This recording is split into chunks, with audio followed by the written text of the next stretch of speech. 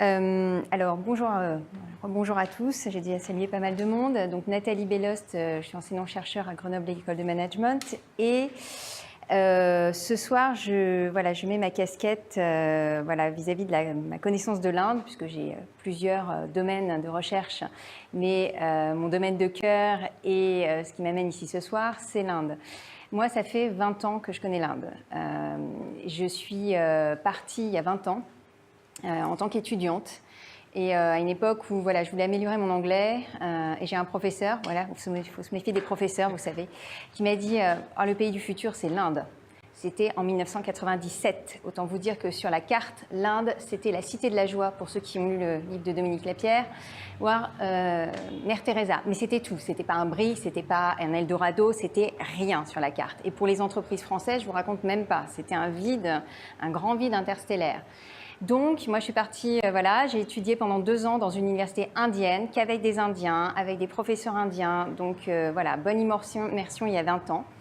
Et puis, c'est devenu une passion, c'est resté une passion. Après avoir fait plein de choses différentes, repartir, rentrer, voyager, j'ai décidé de faire une thèse sur l'Inde. Parce que j'ai découvert l'enseignement, je trouvais ça fantastique et j'ai dit ok, c'est ça que je veux faire. Alors pour en revenir à ce qui nous rapproche aujourd'hui, je vais vous parler de ces travaux que j'ai fait en Inde, puisque cette question, je l'ai traitée dans ma thèse. Alors elle est très large, donc je ne prendrai qu'une partie parce que sinon il faudrait très longtemps. Et aussi pour vous dire qu'un travail de thèse, et je rebondis sur ce que vous avez dit, ça se fait par rapport au concret, au réel, en fait. On théorise par rapport à des expériences réelles. C'est-à-dire que je suis partie voir à peu près une 50aine de Français qui avaient soit monté des business en Inde, soit en fait géré des filiales en Inde. Alors on ne s'était pas rencontrés à cette époque, je ne sais pas pourquoi, c'était pas dans le panorama, c'est pas trouvé. Et donc du coup, tout ça pour dire que ce que je vous présente, c'est une représentation de la réalité. Alors le travail a une dizaine d'années maintenant, mais il y a des patterns qui restent. Donc, et puis on pourra en discuter sur ce qui a changé. Et puis je suis retournée en Inde depuis, donc je n'arrête pas de côtoyer l'Inde. Mais tout ça pour dire que la recherche, ce n'est pas quelque chose de totalement abscon et que ça nous vient dans un coin de la tête parce qu'on a lu des choses. C'est aussi parce qu'on est allé sur le terrain et qu'en fait, ce que je vais vous présenter, c'est un modèle, c'est des choses que j'ai observées qui permettent en gros de se représenter une vision de la réalité, une façon de faire. Ce que je vais montrer ici, c'est que la complexité de gérer les RH, je ne peux pas vous dire les do's and don'ts parce que c'est trop compliqué. L'Inde, et la plupart d'entre vous le savez, c'est ça. C'est on appelle ça le sous-continent, c'est pas pour rien. L'Inde, c'est pas un bon terme, on devrait dire les Indes, ça fait très colonialiste, mais globalement c'est ça. Donc tout ce que je vais dire est vrai, tout ce que je vais dire est faux, parce que vous êtes 2 à très bien connaître l'Inde ici. C'est très difficile de faire une moyenne de ce qui se passe en Inde. Donc, on va essayer, je vais vous présenter ça, et puis n'hésitez pas, vous pouvez réagir par rapport à ce que vous connaissez, à ce que vous expérimentez actuellement. Voilà, donc l'idée ici, c'est vraiment de pouvoir vous expliquer que ce qui fait en fait que des entreprises et des individus peuvent réussir en Inde, ça tient aussi beaucoup à une façon dont on se représente la réalité. Énormément. Et c'est ce que j'ai essayé de montrer dans la thèse en disant, finalement, la façon dont on construit une vision de l'Inde, ce qu'on en perçoit, va influencer ensuite la décision stratégique. Et que du coup, l'implication, pour vous, c'est que il y a beaucoup en fait de personnes ici qui sont, vous êtes consultants, vous allez être face à des clients, et donc ce que j'essaie de montrer, c'est que la façon dont les gens à qui vous allez avoir affaire et qui vont être envoyés en Inde vont se représenter l'Inde, vont vivre l'Inde et vont comprendre l'Inde, va forcément impacter énormément la stratégie. Et leur faire prendre une série de bonnes décisions ou de mauvaises décisions. Voilà, donc c'est un peu l'objectif de la présentation. On a dit qu'on se centrait plutôt sur les RH. J'ai aucune compétence sur le contrôle de gestion, c'était pas mon truc et j'en parlerai pas. Mais on va plutôt avoir cet aspect RH. Après, comme il y a certains d'entre vous qui connaissent très bien l'Inde et certains qui connaissent pas tellement, je sais pas s'il faut que j'introduise un peu quelques notions générales ou si je rentre vraiment dans le vif du sujet. Je m'adapte, donc dites-moi si... Bon, comment? On entre dans le vif du sujet. Très bien. Ok. Alors, En gros, l'idée, c'est qu'on a toujours l'impression, et dans ce que j'entends dans les commentaires des gens que je côtoie, qu'ils soient des gens qui travaillent en Inde ou ceux qui voudraient aller en Inde mais qui ne savent pas trop s'il faut y aller, on dit c'est difficile, c'est un marché difficile. Bon, il y a toute une imagerie qui fait que voilà, on se représente l'Inde comme étant un marché difficile. Ça ne veut pas dire que ça l'est ou ça l'est pas, mais on se rend compte, et moi je me suis rendu compte au fur et à mesure de ma thèse, que voilà, cette question des représentations, elle commençait déjà dès le départ, avant de partir. On se disait mince, c'est difficile, donc si c'est difficile, bah forcément il y a des chances que ça devienne difficile, même si ensuite on va pouvoir discuter des fameuses difficultés. Ok, donc je vais, pour vous expliquer, moi je suis allée donc voir ces entreprises françaises sur Delhi, Bombay, Pune et Bangalore. Donc 4 grandes villes, les grandes villes indiennes. Et j'ai interviewé donc les responsables qui étaient tous des Français. Et à l'époque, maintenant ça a probablement changé, et également leurs salariés indiens. Alors ici, je ne vais pas parler tellement d'interculturel, on pourra si vous voulez. C'est une question qui vous intéresse, je serais ravie de répondre à vos questions. Mais bon, l'interculturel, c'est toujours assez... c'est peut-être un peu plus tarte à la crème et, voilà, et un peu revu et redit. Donc je me suis dit, je vais centrer les propos un peu sur des choses différentes. Donc je vais vous parler en fait des relations et de la façon dont ces Français gèrent. Alors, dans ces Français, il y a des gens qui géraient des multinationales et aussi beaucoup de gens qui géraient des PME, voire des toutes petites entreprises, voilà, des TPE. Donc il y a vraiment un panel assez large et représentatif. Et l'idée, c'est effectivement de dire que dans ces Indiens et dans l'Inde dont on parle et dans cette question RH dont on parle, on va parler des Indiens qui ont un poste à responsabilité et un poste qualifié et qui ont un niveau d'études supérieur, qui a un niveau d'éducation supérieur. C'est-à-dire, on ne va pas parler des gens qui travaillent en bas de la chaîne, qui fabriquent des baskets ou tissent des chemises, auquel cas tout ce que je vais dire sera faux. Okay.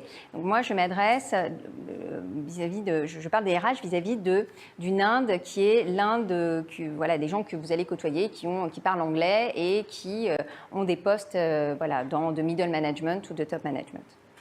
Voilà pour l'introduction. Alors, là, je ne vais pas vous le lire, voilà, mais il y a une remarque d'un des interviewés qui était très intéressante et qui disait finalement, quand moi je suis arrivée, j'ai discuté avec des responsables RH et un des responsables RH en Inde lui a dit « Mon job, c'est les 3 R ». Alors, qu'est-ce que c'est les 3 R?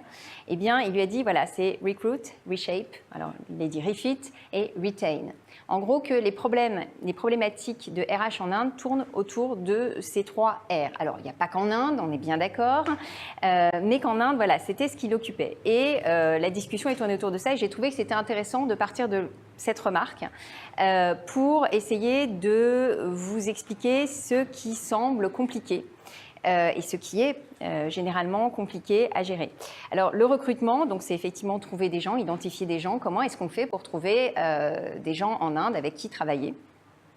Ensuite, il y a le reshape, ce qu'il appelle refit, c'est-à-dire il faut former les gens à vos produits, à voilà, ce que vous attendez en termes de qualité, etc., vos process, voilà, et retain. Retain, ça, c'est quelque chose qui peut-être encore maintenant, et encore maintenant dans certaines entreprises, pose un problème important. C'est-à-dire qu'en Inde, pour ces populations d'Indiens qu'ils côtoient et qu'ils veulent recruter, eh bien, il y a un problème de turnover énorme sur ces populations-là. Je ne parle pas encore une fois des autres. Donc ça, c'est vraiment quelque chose qui occupe la position RH de façon très, très importante.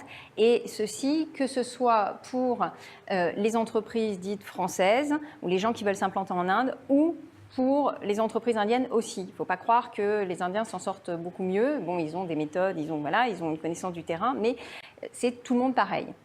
Alors, pour parler de cette question du turnover, alors, le dernier chiffre que j'ai trouvé, c'est qu'il y aurait en moyenne, d'après, alors la source c'est KPMG, bon, J'ai regardé un peu leurs modalités de... Voilà, donc forcément, je regarde comment est-ce qu'ils font leur étude. Bon, c'est intéressant, mais ils disent, voilà, le taux de turnover actuellement, c'est 13,4%, ce qui est quand même important, un peu moins important que ces dernières années. Donc, je ne sais pas si vous avez, vous, sur le terrain, vu une différence sur le taux de turnover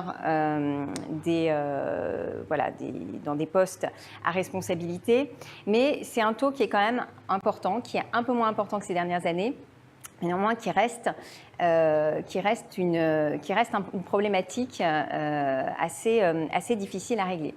Il y a environ la moitié des Indiens, donc j'ai trouvé d'autres sources qui disent qu'à peu près la moitié des travailleurs indiens qualifiés, encore une fois, on considère sérieusement quitter leur entreprise dans l'année.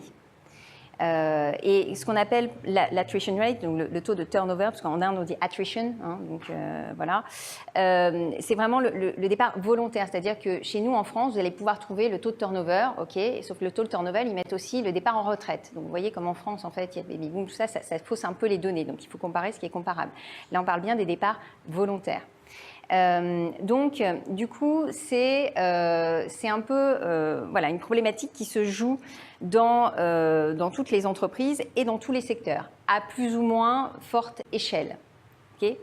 Alors pendant très longtemps, l'IT a eu des taux de turnover très forts et les connaît encore. J'ai été un peu surprise de la statistique, donc c'est pour ça que, bon, néanmoins, alors il faut toujours se méfier, c'est une statistique et c'est une enquête qui a été faite sur un panel d'individus qui n'est pas quand même très très large. 1000 individus, c'est pas non plus, c'est une bonne étude, mais c'est pas non plus représentatif.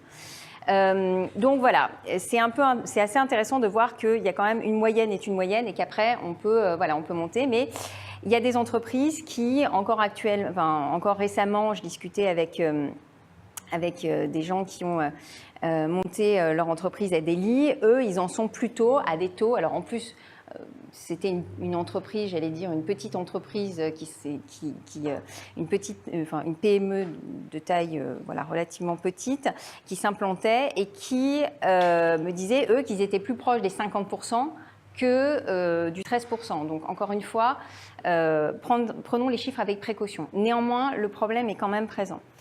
Il est présent aussi en fonction des niveaux. Donc ce qui est intéressant, c'est de dire que finalement, c'est un phénomène qui touche ces gens qualifiés, mais qui touche plus les jeunes générations que les générations les plus seniors. Okay, on peut, voilà, donc ça c'est ce que j'avais dit. Et effectivement, on voit que chez les 18-24 ans, ce taux de turnover est beaucoup plus fort. Alors, on peut se poser la question, finalement, d'où ça vient? Qu'est-ce qui fait qu'il y a du turnover en Inde? Parce que, voilà, ils sont très nombreux. Donc, voilà, pourquoi est-ce qu'il y a sur ces positions qualifiées du turnover?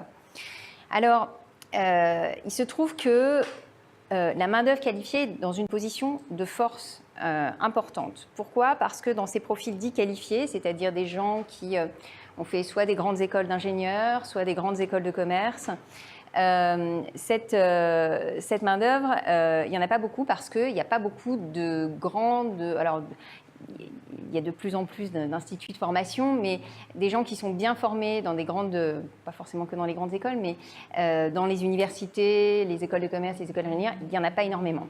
Parce qu'en Inde, il n'y a pas une offre qui est pléthorique de ce côté-là. Donc,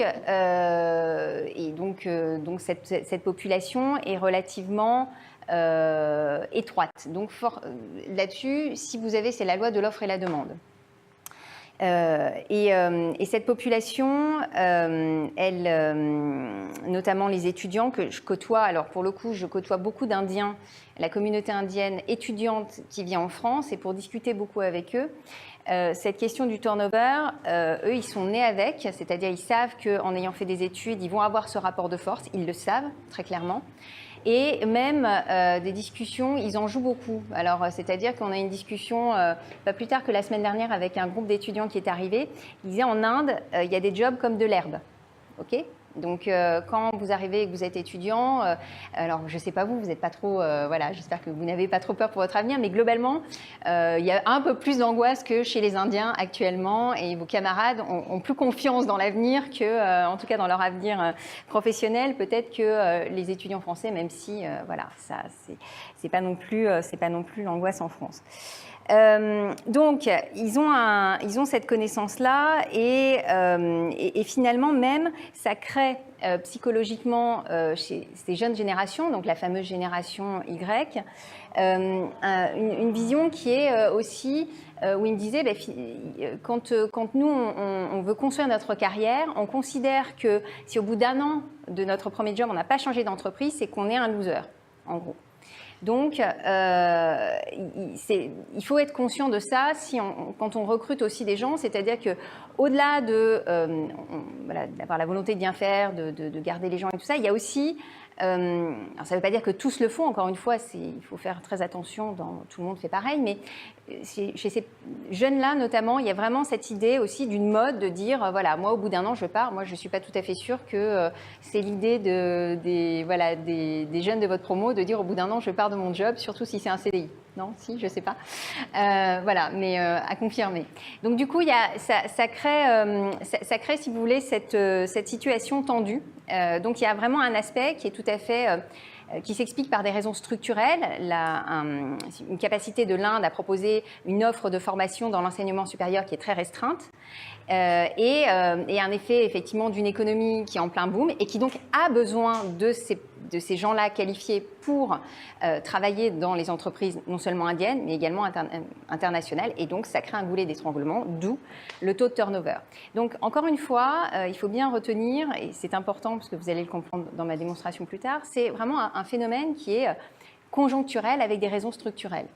Donc, ça, c'est un point important. Ok. Bon, après, dans les raisons, il y a d'autres raisons. On ne part pas que, voilà, parce que c'est une mode et voilà. Bon, forcément, il y a des raisons personnelles, notamment chez le personnel féminin. Il y a encore chez les femmes, même si elles sont éduquées, même une tendance à dire une fois que les jeunes filles sont mariées, de rester à la maison. Donc, il peut y avoir aussi des raisons qui sont tout à fait personnelles. Voilà. Et puis, la question du mauvais management, de changer parce qu'on n'aime pas son manager. Bon, qui est une raison certainement tout à fait légitime aussi, et voilà, il y a d'autres statistiques qui montrent que il y a 48%, alors sur une enquête qui a été faite il y a 2 ans, 48% des gens avaient dit qu'ils avaient changé d'entreprise à cause d'un mauvais management. Bon, alors qu'est-ce qu'il y a derrière? Voilà, il peut y avoir plein de raisons X, Y et variées, mais néanmoins, c'est une raison importante. Donc, il faut bien comprendre qu'on est dans une configuration particulière depuis assez longtemps. Hein. Ce n'est pas un phénomène nouveau qui date d'il y a 2 ans. C'est vraiment un phénomène ancien qui était déjà là il y a 10 ans et qui continue. Donc, peut-être la tendance se calme un peu, mais néanmoins, qui est encore présent. Ok. Tout ça pour vous dire, est-ce que finalement, quand on part, est-ce que c'est qu'une question de salaire?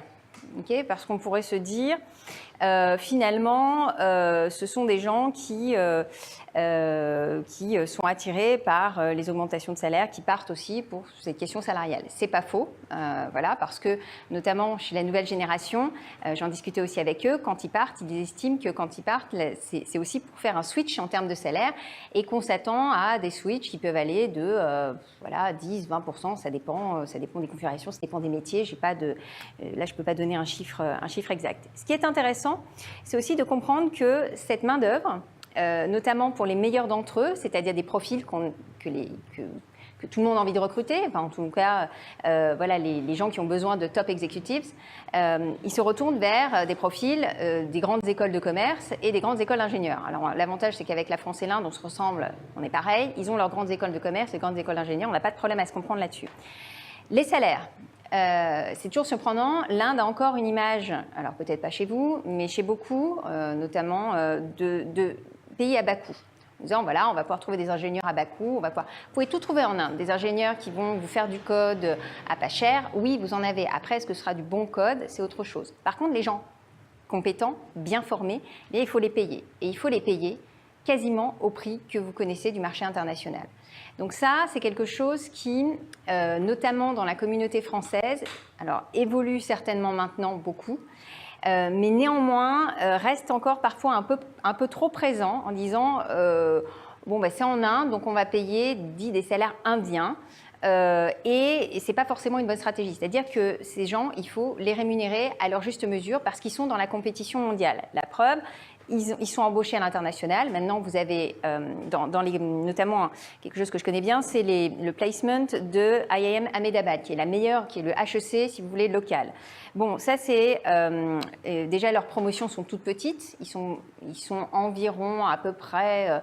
maintenant, ils doivent être autour de 300 et quelques, ce qui est toute petite promotion. Nous, vous êtes en première année, par exemple, vous êtes 700. Donc, les mêmes Lyon, ils sont 1000. Donc, vous voyez, on n'est pas du tout dans les mêmes proportions de formation. Et en même temps, ils sont placés en 4 jours. Donc, ils ont des job placement, job fair. Et en 4 jours, ils sont... voilà, tout le monde a trouvé un job. Bon, ça fait rêver, je sais pas. Donc, c'est un point à prendre en compte très, très important quand on parle peut-être de la question du rapport de force, parce qu'il faut peut-être utiliser aussi ces questions-là. Donc, je vous ai mis la traduction, la conversion, pardon, des roupies en kilo-euros, en milliers d'euros. Donc, vous voyez que sur les salaires internationaux, ils sont dans les standards, voire même dans les standards hauts, pour les plus hauts salaires. Même les salaires moyens, ils sont vraiment dans les standards internationaux. Que sur place, bien sûr, en Inde, on les paye un peu moins, mais que néanmoins, ce ne sont pas des salaires low cost. Donc ça, c'est aussi une chose qui est à prendre en compte dans aussi la gestion de cette population. Ça veut dire quand ils vont travailler à l'étranger, exactement. Donc, et là, au job fair de IIM Ahmedabad, vous avez Google, Amazon, vous avez tous les GAFA qui arrivent et qui sont... Pardon, allez-y, donc... Si. Moi, je pense beaucoup à Dubaï dans les types de banques. Ça, c'est des salaires US. Oui. La plupart des AIM, oui. qui partent à l'international, oui, c'est ça, c'est des salaires US, on est bien d'accord. Ils sont payés en US dollars. Alors, pour le coup, ils sont traduits en roupies, donc voilà.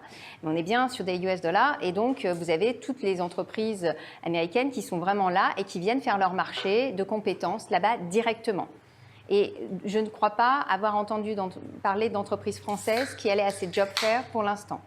Donc, c'est aussi un point intéressant de se dire les grandes multinationales américaines principalement, voire anglaises aussi, sont présentes. Et à ma connaissance, donc je ne suis pas allée non plus, mais il n'y a pas de multinationales françaises. Et pourtant, on a des très grosses entreprises qui pourraient légitimement dire on vient, mais même aussi des plus petites pour essayer de recruter dans ce vivier-là directement. Donc ça, après, dans les stratégies de recrutement, on pourra discuter, voilà, mais c'est un élément. Donc, OK. C'est déjà fini. Donc l'idée, c'était de dire que les stratégies de ressources humaines par les individus que j'avais rencontrés, elles s'établissaient en fonction de plusieurs critères et qui permettaient aussi ensuite de se représenter. Le modèle, il est intéressant pour dire, par exemple, qui on pourrait recruter et envoyer en Inde. Alors maintenant, il y a beaucoup de difficultés à envoyer en Inde parce que plus personne veut aller en Inde, voilà, ou peu de personnes veulent aller en Inde, mais que en fait c'est un élément déterminant parce que vous allez confier la stratégie à des expatriés, en tout cas une grande partie, parce que maintenant il y a aussi beaucoup d'entreprises qui décident de donner directement des postes aux Indiens, mais il y a encore une grande partie d'entreprises qui décident de laisser des postes de direction plutôt aux expatriés. Donc quand vous êtes dans cette position-là d'envoyer aussi des expatriés, se dire que l'expatrié, lui, il va arriver avec son bocal, sa vision particulière, qui va être très conjoncturelle ou culturelle. En gros, il y en a qui vont arriver à décoder que ce qui se passe actuellement en Inde, il y a une partie de conjoncture, qu'on ne va pas pouvoir le changer et qu'il va falloir faire avec et trouver des solutions un peu malines. D'autres qui vont analyser ça en disant c'est culturel, c'est-à-dire que c'est vraiment dans l'esprit des Indiens, il n'y aura rien à changer, ils ne peuvent pas, ils sont câblés comme ça. Donc ça joue beaucoup parce que vous allez avoir une vision plus flexible de la réalité et une vision beaucoup plus rigide. Donc en gros, quand on envoie des gens, il faut aussi essayer de mesurer, et c'est tout le propos, de se dire, essayer de mesurer un peu comment les gens commencent à percevoir un peu le terrain local. Et puis après, il y a différentes façons de conduire une stratégie. Donc il y a des gens qui sont envoyés qui vont construire des stratégies de court terme. en disant, voilà, des stratégies de compromis en disant, bon, je suis là pour 3 ans, le but, c'est d'essayer de sauver les meubles. Souvent, en disant, je ne comprends pas tout, c'est le bazar, faisons au mieux. Essayons de stabiliser soit le chiffre d'affaires, soit, bref, de faire la mission et d'y arriver au mieux en faisant un peu comme je connais, c'est-à-dire en appliquant les process de ma boîte, ce qu'elle a, ce qu'elle me donne, en bricolant un petit peu quand même, hein, c'est pas non plus tout rigide, mais en gros de dire, voilà, je gère à court terme parce que je gère aussi, moi, ma carrière en même temps. Et d'autres qui ont une stratégie beaucoup plus de long terme, qui va être beaucoup plus en hybridation, d'essayer de s'approprier des modèles existants aussi en Inde, et qui vont dire, voilà, il n'y a pas après moi le déluge, je vais rester plus longtemps et je vais essayer de construire dans la durée. Donc ça, c'est important parce que c'est ressorti beaucoup dans la capacité des entreprises à réussir sur place, eh bien, il y avait vraiment cette vision court terme, long terme dans la construction de la stratégie. Donc ça, c'était un élément que j'essayais de vous faire passer. Donc vision culturelle, qu'est-ce que c'est que d'avoir une vision culturelle quand on parle d'une situation? C'est de dire, voilà, moi j'ai des gens qui me disent qu'est-ce que vous avez à m'apporter? Moi je dis pardon, c'est l'inverse. Moi je sors du jeu, ça ne m'intéresse pas de discuter en fait, de voir des gens qui vont me regarder de haut et qui vont me dire voilà, qui vont partir dans 6 mois. Donc c'est vraiment la personne qui dit bon, moi je veux pas rentrer dans ce jeu-là. Et c'était une personne chargée du recrutement. Je ne dirais pas de quelle entreprise, mais très grosse entreprise française où ils sont censés très bien connaître l'international. Okay, donc, il m'a dit ça, voilà, bon, moi, je m'en lave les mains et en gros, je gère un peu comme je peux, donc je délègue, ma stratégie, c'est de déléguer ça à des boîtes de conseil indiennes qui vont faire ça à ma place. Bon, est-ce que c'est une bonne stratégie ou pas? Ça, on peut en discuter. Et puis, donc, en gros, qu'est-ce qu'on peut faire dans ces stratégies de court terme? Donc, on applique les pratiques de l'entreprise, on prend, souvent, ce sont des gens qui ont géré les RH eux-mêmes, ce qui est a priori pas une super idée, qui font des augmentations de salaire contraintes en se disant, de toute façon, je suis obligée parce que c'est le marché, mais vraiment, c'est pas une bonne idée parce que j'estime que les Indiens, j'ai pas à les payer autant que... Voilà, donc c'est vraiment une vision très particulière. Et puis, il y a ceux qui ont dit, voilà... on a dans cette configuration conjoncturelle, on n'a pas le choix, on va essayer de faire en sorte de pallier le problème, mais en disant, voilà, on trouve des solutions assez originales, on fait d'hybridation, ce que j'ai appelé d'hybridation, des bibliothèques de CV. Bon, là, on ne va pas avoir le temps de tout voir, mais en gros, qui se disent, on est là pour longtemps, l'entreprise, on ne va pas la laisser 2 ans et voilà, on veut qu'elle perdure parce qu'on a un objectif en Inde, long terme, et on veut être un benchmark. Alors, j'ai pas mal de réussites, on peut en discuter sur la question des belles réussites que j'ai pu observer, puis je pense que vous avez plein d'exemples à donner d'entreprises qui ont réussi vis-à-vis de ça et qui se sont dit, nous, on va être un benchmark en termes de RH. Parce qu'on, voilà, donc qui ont vraiment eu une stratégie très et long terme et d'hybridation par rapport à ce qui se passe. Ok, donc bon, ça, voilà. Et du coup, quels sont les profils alors? Donc, dans les gens, en fait, à un moment, je me suis dit, finalement, est-ce qu'il y a un pattern quand on voit ces différents modèles possibles de cette façon d'être et cette façon d'agir? Est-ce qu'il y a des patterns un peu qui se retrouvent? Et il se trouve que dans les gens qui ont une vision plutôt conjoncturelle et qui ont plutôt des stratégies à court terme, généralement, les deux vont ensemble. On a des gens qui étaient plutôt jeunes, alors jeunes, ce n'est pas des gens qui ont 22, 23 ans, mais jeunes dans leur carrière, qui viennent plutôt des multinationales, qui sont généralement l'archétype du global manager, c'est-à-dire je vais 2 ans là, 3 ans là, je fais le tour du monde, donc qui ont une stratégie de carrière aussi à construire derrière, et pour qui l'Inde est un passage. Et donc ça joue beaucoup aussi sur la façon dont la stratégie est conduite. Et également, dans ceux qui ont une vision plutôt...